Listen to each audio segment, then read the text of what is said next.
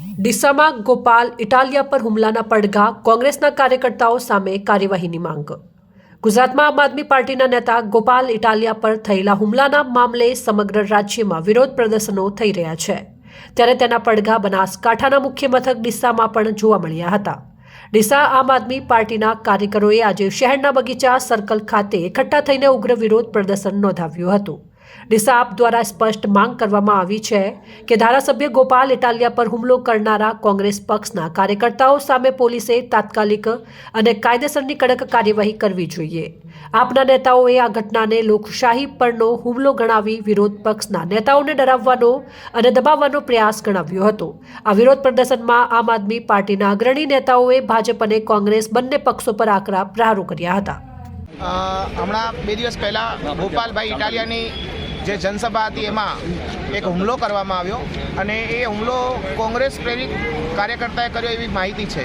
તો હું આ તબક્કે કહેવા માંગુ છું કે જો આવા હુમલા કોંગ્રેસ પાર્ટીને કરવા જતા તો 30 વર્ષથી ભારતીય જનતા પાર્ટીની સરકાર હતી, તો જો કોંગ્રેસ પાર્ટીએ એ ટાઈમે ત્યાં મજબૂતાઈથી હુમલા કર્યા હોત તો આજે આમ આદમી પાર્ટીને આવું ના પડ્યું હોત અને ગુજરાતમાં ચૂંટણીઓ લડવી ના પડી હોત। આ તબક્કે હું એટલે જ કહેવા માંગુ છું કે ગુજરાત એ લોકશાહીને માને છે અને લોકશાહીમાં ક્યાંય પણ રાજનીતિ મુદ્દાઓની હોવી જોઈએ, શુદ્ધ મુદ્દાઓની આધારિત રાજનીતિ હોવી જોઈએ। સારું શિક્ષણ, સારું આરોગ્ય, રોડ રસ્તા, ખેડૂતોનો મુદ્દો, જે ડ્રગ્સ અને દારૂબંધીનો મુદ્દો ચાલતો હતો એ મુદ્દાઓ આધારિત રાજનીતિ હોવી જોઈએ। રાજનીતિમાં ગાંધીના ગુજરાતમાં ક્યાંય પણ હિંસાને સ્થાન ના હોવું જોઈએ।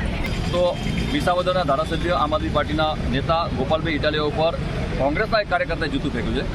તો આજના દિવસે એવું જ કહેવાનું થાય કે છેલ્લા 30-32 વર્ષથી ભારતીય જનતા પાર્ટીનું ગુજરાતમાં શાસન છે, એ શાસને સતત લોકશાહીનું હનન કરી રહ્યું છે। અહીંયા લોકો ખૂબ પીડામાં છે, આર્થિક રીતે પીડામાં છે, સામાજિક રીતે તકલીફો છે, શિક્ષણ ખૂબ ખરાબ છે, આરોગ્યની ખૂબ તકલીફો છે। તો એવા કેટલાય મુદ્દા હતા। તો આ જૂતું ફેંકવું તો તમે એ દિવસે ક્યાં હતા?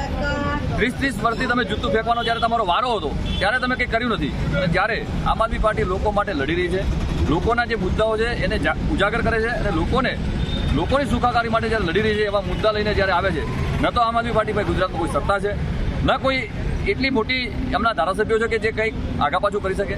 તો આવી પરિસ્થિતિમાં જ્યારે જે લોકોના પ્રશ્નો ઉઠાવવાની વાત હોય ત્યારે તમે જૂતું ફેંકો છો એ ખૂબ જ નિરાશાજનક છે। આમ આદમી પાર્ટી બનાસકાંઠા જિલ્લો આ બાબતે ખૂબ ઘોર નિંદા કરે છે અને સખતમાં સખત શબ્દોમાં વખોડે છે। આવા કૃત્યો ક્યારે ચલાવી ના લેવાય। લોકશાહીની અંદર આ ગાંધીનું ગુજરાત છે, સરદારનું ગુજરાત છે। અહીંયા લોકશાહી ઢબે તમે જે બી કામ કરવું કરો, બાકી આ જૂતા ફેંકી અને તમારી માનસિકતા પ્રતિષ્ઠિત કરો છો એ ખૂબ ગેરવ્યાજબી છે। આવનારા દિવસોની અંદર 2027 ખૂબ નજીક છે અને આ 2027 લોકોનો જે જનાદેશ હશે એ જનાદેશ ક્યાંક ને ક્યાંક તમને ડાયરેક્ટ જે તમે જૂતા ફેંકો છો એ ઇનડાયરેક્ટ તમને એવા તમાચા મારશે, એવા જૂતા ફેંકશે કે તમે ક્યાંય ના રહી રહો।